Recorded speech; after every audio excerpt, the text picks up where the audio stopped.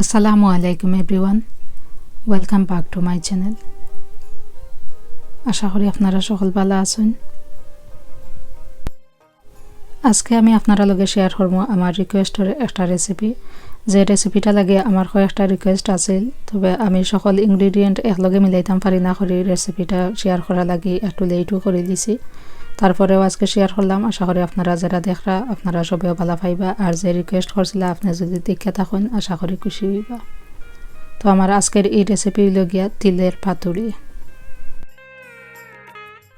আমার এই রেসিপি লাগি এখানে আমি হাফ কাপ তিল নিছি, সাদা তিল বা সেসেমি সিড। অসিন ধরে এখনকো আমি সামান্য পানি দিয়া একটু খসলাইয়া বাদে আমি রাখি দিমু এক সাইডে দিয়ে 10 মিনিটের মতো।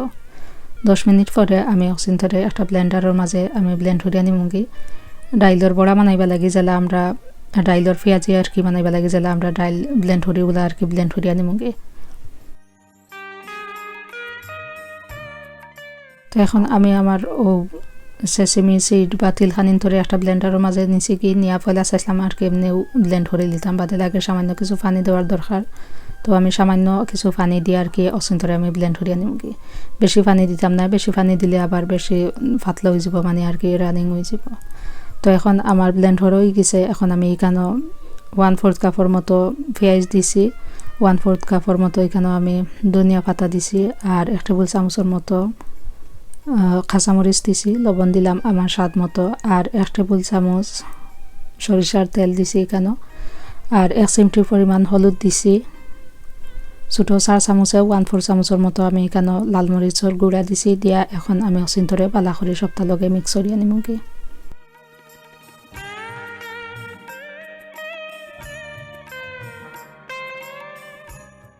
সপ্তাহ মিক্স করা হয়ে গেলে আমি রাখি দিমু এক সাইডে দিই। আর এই পাতুরিটা বানাইবা লাগে আমার লাগবো এখানে লাউ পাতা।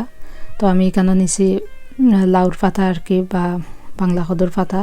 আপনারা যে কোনো খদুর পাতা দিয়ে করতে পারবা, সক্রিয় খদুর পাতা বা যে মিষ্টি কুমড়া যেটা আর কি ওটার পাতা দিয়েও আপনারা করতে পারবা যদি আপনার কাছে থাকে। তো আমার কাছে এখন লাউর পাতা আছিল, তো আমি লাউর পাতা দিয়েও করছি।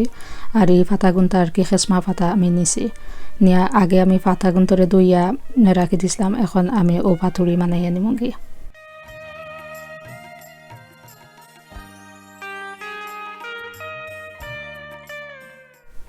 তো পাতুরি বানাইবা লাগে ওলাও লাউর পাতা দিয়ে আর কি আমি ওলা একটা পকেট লাহান বানাইয়া নিরামুগি। চাইলে আপনারা একটা সুতা দিয়ে বান্ধিও নিতে পারবা। তো আমি আর সুতা বা আর কোনটা দিয়ে বানতাম না, এমনি ওলা আমি করিয়া নিমুগি। আরও কিছু আর কি দেখতে লাগে বাড়াই গেছে, বাড়াইলেও অসুবিধা নাই, যে সময় আমরা পানও দিলাইমো এটা এমনিও টাইট হয়ে যাব। তো ওলা করি আর কি আমি আমার সবটি পাতুরি বানাইয়া নিমুগি। এরপরে গিয়ে আমি অসিন ধরে কুক করবো।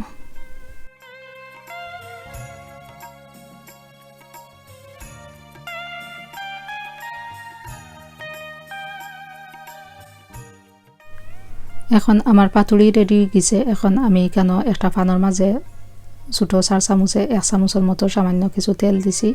ও তেল দিয়ে আর কি পানের মাঝে আমি ও পাতুরি দিলাম, আর ও তেল দিলাম ও কারণে যাতে আমার পাতুরি খানিন পানের মাঝে স্টিক হয় না।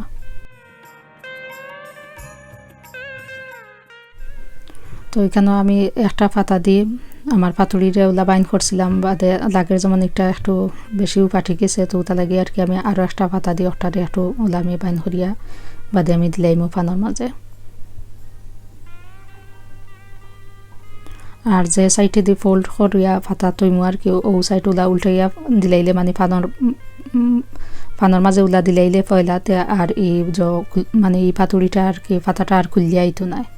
তো ওটা লাগে আমি দেখছি অনেকে সুতা দিই বা যে সুতা দিয়ে বান্ধা দিন, তো আর বান্ধা দিছি না লাগিও। তো যে উল্টাইল সাইড যদি আমি দিলাই পানের মাঝেতে আর কুক হয়ে যাব, কুক হয়ে গেলে আর এই পাতুরির পাতা আর কি খুলিয়া আইতো না। তো আমি স্লো গ্যাসের মাঝে 4 মিনিটের মতো এক সাইড আমি কুক করছি। স্লো গ্যাস বলতে মিডিয়াম গ্যাসের মাঝে আর কি আমি রাখছি। আপনার কুকারের আগুন জ্বালা ওলা বুঝেও আপনি করবা আর কি। তো আর এই পাতুরিটা রাঁধতে হইলে আর কি মিডিয়ামের মাঝে চুলার আগুন থাকতে হইব। তো ওলা করি আর কি আমি 4 মিনিটের মতো এক সাইড উল্টাইয়া দিয়া বাদে আর এক সাইড ওলা আমি দিছি উল্টাইয়া। ওলা করি আর কি আমি আমার পাতুরি খানিন তোরে আমি কুক করিয়া নিমগে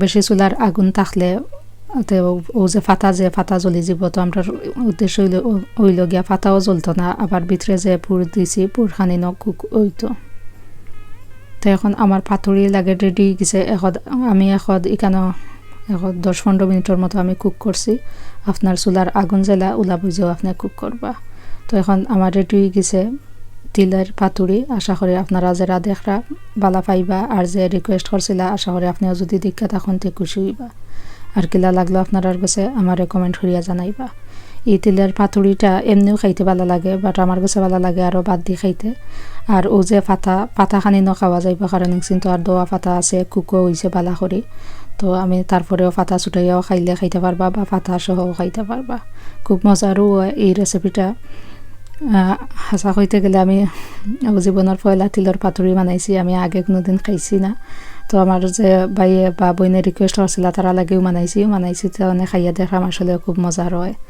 আপনারা যারা দেখরা আপনারাও যদি ওলা তিল থাকে করো বা তিল বাও যে তিলও এটা আর ইংলিশে হয় আর কি সেসেমি সিড তো সাদা সেসেমি সিড যদি ওলা থাকে করো একদিন আপনারা ওলা বানাইয়া খাইবা খাইলে অবশ্যই বুঝবা কতখান মজার একটা রেসিপি আশা করি ভিউয়ার্স আপনারা আমার আজকের রেসিপিটাও ভালো পাইছেন আর যদি ভালো পাইয়া তখন তো প্লিজ আমার চ্যানেলটা লাইক করবা শেয়ার করবা আর একটা সাবস্ক্রাইব করবা আর যদি কোনো প্রশ্ন থাকে আমারে কমেন্ট করিয়া জানাইবা থ্যাংক ইউ এভরিওয়ান অত সময় আপনারা আমার লগে থাকা লাগি আজকের মতো বিদায় নিলাম আল্লাহ হাফেজ